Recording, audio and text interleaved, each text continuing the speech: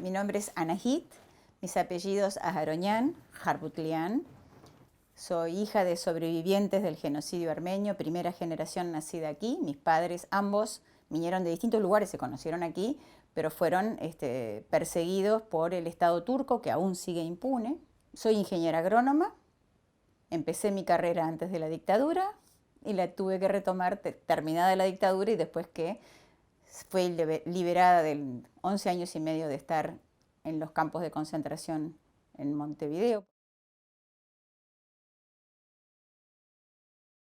En la Facultad de Agronomía en aquella época, ahora sí está lleno de mujeres, pero en aquella época éramos un 5% de mujeres. Era fascinante. Teníamos un lugar y mujeres militantes éramos menos, pero porque éramos pocas mujeres. Entonces algunas eran gente de derecha y que además no le importaba, pero otras sí militábamos, unas cuantas. Entonces, como estudiantes teníamos mucho espacio para pelear y además era el momento tan fermental donde te venían a buscar los varones, porque eran varones la mayoría, pero no para lo que hoy se dice para seducirte, no, para seducirte políticamente, porque uno te quería llevar para su partido, el otro para su grupo, el otro. Y era precioso verlo, porque decía, ya viene, y te divertías porque ya sabías que le ibas a discutir, porque sabías que no estabas de acuerdo, o qué le ibas a decir porque sí estabas de acuerdo. Entonces era un momento de mucha diversión en el fondo, porque se hacían discusiones que te obligaban a informarte más, porque no podías salir con 4 argumentos duros, decirle, tal cosa porque no me gusta. Y el otro empezaba con argumentos, decía, si no tengo otra cosa para contestar, estoy frita. Decía, le voy a decir, chao, corto, pero era posible hacerlo, pero no estaba bien visto que no tuvieras argumentos. Había que armarse de argumentos. Nosotros no somos una isla, aunque nos educaron, mi generación, tratando de ser la Suiza de América y de espaldas a los hermanos latinoamericanos. Entonces, todo eso fue todo un trabajo también intelectual de una parte y de comprometernos, pero porque no había otra opción. Estábamos viendo que el mundo se venía y que la represión a todo aquel que quisiera luchar por derechos básicos, como el derecho al boleto, que para hoy, para los jóvenes de hoy, es lo más natural. Bueno, eso costó sangre, sudor y lágrimas. Todas las luchas, todas las reivindicaciones, todo lo que algún gobierno da es porque hubo lucha atrás. Nunca los gobiernos dan, ningún gobierno, nada, porque sí. Hay alguien, un colectivo que reclama, que pelea, con más fuerza, con menos fuerza, pero si alguien no pone el tema en el tapete, no se hace. Nosotros no fuimos heroínas. Nosotros éramos mujeres comunes y corrientes igual que los varones, ¿no? Nadie era héroe cuando fue preso. Éramos mujeres comunes y corrientes. Hay muchas anécdotas al respecto, como la hermana de una compañera decía, ahí esta la van a reventar, como que no va a bancar. Y bancó perfecto, porque las circunstancias te obligan a tomar reacciones y actitudes de resistir. ¿Qué pasa cuando te meten preso? Y quiero ver cómo salgo de acá. Entonces, la idea de que me quiero fugar es obvio. Entonces, cuando dicen se fugó, y sí, cualquier preso lo primero que quiere hacer es fugarse. No es un delito, además no es un delito fugarse. Con violencia sí. ¿Por qué no es un delito? Porque es una reacción natural del ser humano querer irse. Entonces, cuando vos te das cuenta que te encarcelaron, lo primero que pensás, me quiero ir. Y no es heroico, es natural. Te perseguían por las cosas que hacías, por lo que decías, por lo que miraban, porque estaban las ventanas pintadas. Después puse una mampara, una ventana pintada para que no mires para afuera. Te dicen, no puedes mirar para afuera. A ver, yo no voy a mirar para afuera. Un día, 2 días, 10 años, por favor. Saben que vas a mirar para afuera y sabemos todas que vamos a hacer un agujerito para mirar para afuera. Porque también, hay que mirar para afuera. Segundo, por ahí, donde yo estaba en ese sector, era el camino de entrada del penal. Por lo tanto, veías cuando venían los señores torturadores o cuando venían las familias, o no venían. Entonces ya avisábamos a las compañeras de otros sectores o avisábamos a la de nuestro sector, viene fulano, viene mengano, o no viene, que también era una señal. Apareció algún señor torturador. Ya estábamos, entonces éramos pendientes de eso. Ahora, ellos sabían que estábamos mirando. Y pasaban, y no pasaba nada. Y un día, caramba, usted estaba mirando por la ventana. Y había 2 opciones. Sancionar a la que supuestamente estaba mirando ese día, había estado mirando todos los días, pero no importa, o sancionar a toda la celda. ¿Cuál es el objetivo de sancionar a toda la celda? Porque una estaba mirando. Generar malestar. Hicimos toda una planificación de cómo dar vuelta a ese, cómo podíamos estar divididas en las fauces del enemigo. las de gris de este lado, los de verde del otro lado, y no había duda. Y en ese momento se nos había ido al diablo eso que no había duda, y había una división notoria que ellos lo estaban explotando. Teníamos que dar vuelta a eso. Planificamos, nos rompimos la cabeza. Bueno, hicimos una estrategia porque no era fácil juntarnos con las compañeras, digamos, que estaban en la línea divisionista. Nosotras salíamos a un recreo que éramos vigilados todo el tiempo por la oficialidad, que no los veíamos, pero estaban ahí todas sus oficinas. Entonces tú tenías que cuidar con quién caminabas en el recreo, con quién te juntabas, porque ellos estaban observando. Tenía dos problemas. Una, ver con quién estás caminando muchas veces para separarte, ¿no? Para después hacer cambios de sectores o por otras cosas. Bueno, hicimos toda una estrategia para poder dar vuelta a esa situación y lo logramos, pero fue un trabajo de discusión de por qué se daba, cómo podíamos, cada una quién podía encarar de las compañeras para y cómo argumentar. Trabajo permanente nuestro, o sea, las mujeres peleando ahí adentro por nuestra unidad. O sea, la unidad colectiva, porque no tenía nada que ver con la bandera partidaria.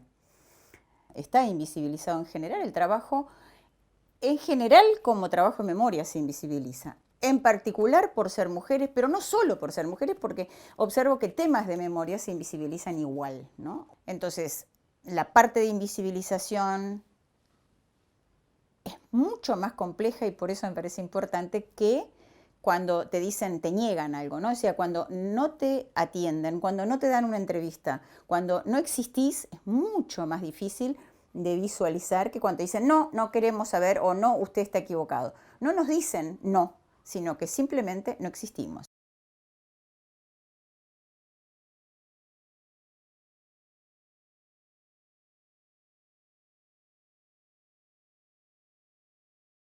Los baños no estaban dentro de las celdas como le pasaba a los varones. Tenías que salir de la celda al pasillo y al baño.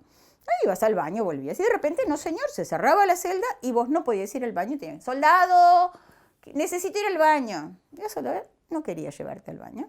Entonces empezaba, éramos 4 celdas en un sector, en estos sectores. Entonces empezaba una a gritar, soldado, necesito ir al baño, desesperada por ir al baño. Podía necesitar orinar, defecar o estaba menstruando.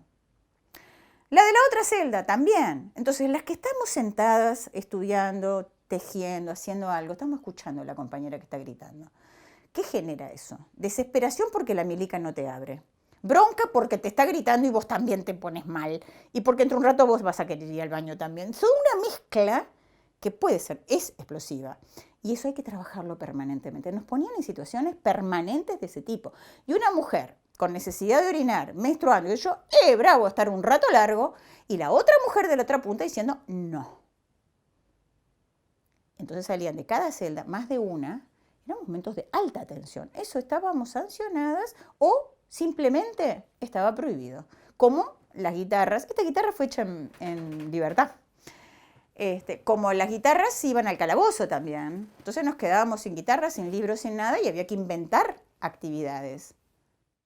Este tapiz tiene una historia muy particular porque ahí en las letras más rojas, si lo puedo señalar, este rojo, son letras que dice Azadutiun en armenio, que quiere decir libertad.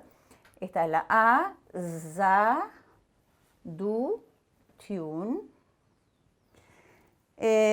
Como hija de sobrevivientes, el tema de genocidio era un tema del cual yo conversaba con las compañeras. A mí me pasó que por primera vez, cuando mi papá me fue a visitar, yo siempre hablaba en armenio con mi papá en casa. Con mi mamá hablaba más en español porque estábamos en contacto con los compañeros de estudio, un montón de cosas. Y tuve que hablar en español. Y me resultaba difícil y siempre tenía que hacer ese esfuerzo porque estaba prohibido hablar, como decían los militares, en idiomas. Parece que el español no es un idioma. Prohibido hablar en idiomas. Nosotras no podíamos hacer mujeres embarazadas, rosas rojas, bueno, la estrella jamás, la estrella de 5 puntas tampoco, caballos, que era símbolo de libertad, tampoco estaba permitido, muchos símbolos prohibidos, ¿no? Entonces no podíamos hacer cosas, sin embargo yo hice unas rositas y las mandé, las tengo ahí. Y un día dije, bueno, se acabó. Escribí libertad en armenio, yo no sé diseñar, nuestros trabajos eran colectivos en la cárcel, entonces ahí estaban las mellizas Topolansky y dije, bueno, acá dice libertad, lo quiero poner en este tapiz con estas lanitas, restitos de lanita. Hagan el diseño, yo ignoro cómo hacerlo. Me dieron el diseño y empezaron tucu, tucu, tuc. para abril de 1980, 65 aniversario del genocidio armenio, sacamos el tapiz. Nosotras, en general, lo que más cuidábamos era la intimidad. Mi pensamiento político es público, ¿no? Para los milicos más que más. Entonces, que a mí me acusen de... Porque a mí me agregaron medidas de seguridad, ¿no? Me dieron un montón de años y me pusieron medidas de seguridad. Cuando vuelvo del Supremo Tribunal Militar, me pusieron medidas de seguridad por convicción ideológica. Yo vine contentísima. Que me pusieran que era por convicción ideológica, a otro le ponían por peligrosidad, ¿no? Por convicción ideológica, y dije, vamos bien. En el recreo tú podías caminar de a dos. Y no caminabas muchas veces con la misma, aunque fuera tu mejor amiga, porque seguro que después de ellos ver que caminabas tantas veces con la misma, iban a hacer una reestructura o un cambio solo de esa y la mandaban a otro sector y nunca más ibas a poder conversar con la amiga. Entonces, hablabas un recreo, al otro ibas con otra y así sucesivamente. Estabas permanente cuidando. ¿Quién es tu amiga? Que lo descubran ellos, pero yo no lo voy a regalar. Ellos nos ponían sanciones por falta de voluntad en el trabajo. Por eso uno de los chistes que nosotros usamos, le falta voluntad en el trabajo, fulanita, ¿eh?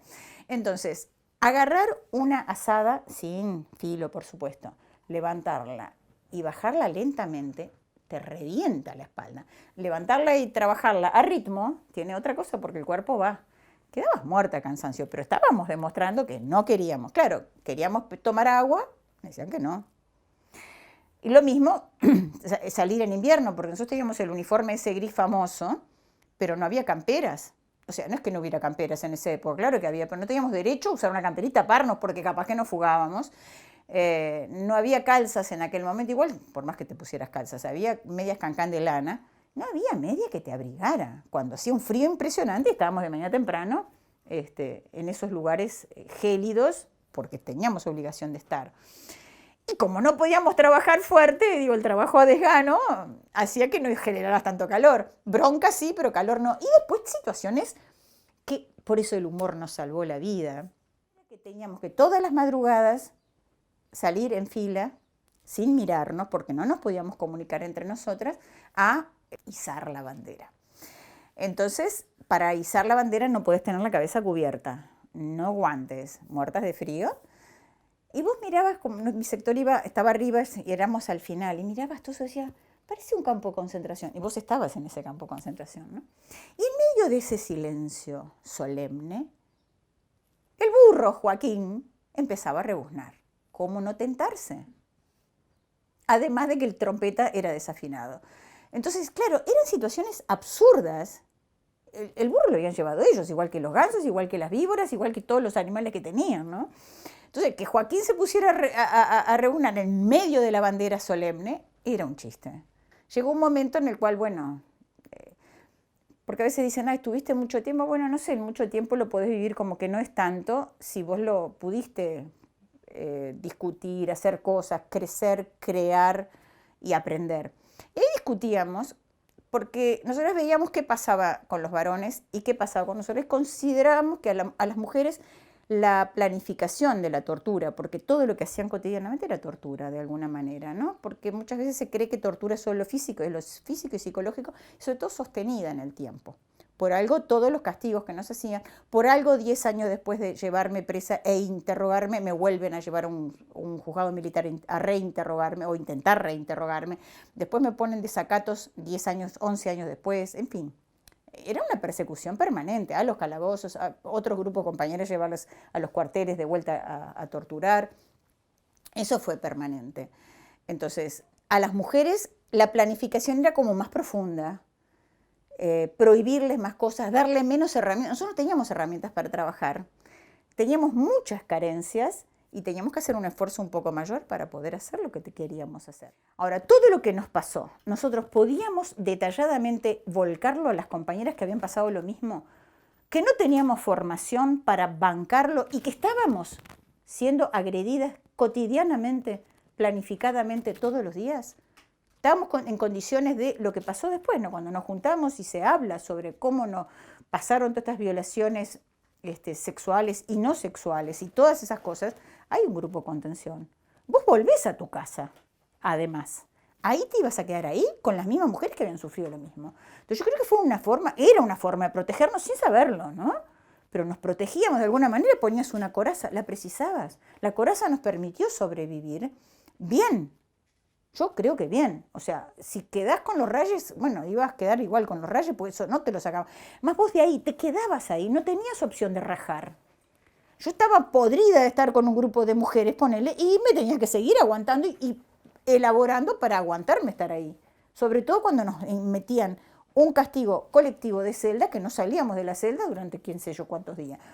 Entonces, cuando lo trabajás afuera con gente que te puede ayudar a elaborar, qué sé yo, y después te vas a tu casa, tenés una vida común y corriente, tenés otras formas de sacar las cosas y además elaborarlo con elementos que te ayuden. No ahí que te agobia. Entonces, en medio del agobio te salen con una sanción, en medio del agobio te meten en el calabozo sola, por ejemplo. Entonces, no. Pero eso yo creo que no es ni porque fuéramos inteligentes, no, instintivamente nos pasaba eso de protegernos de alguna manera. Nos fuimos protegiendo.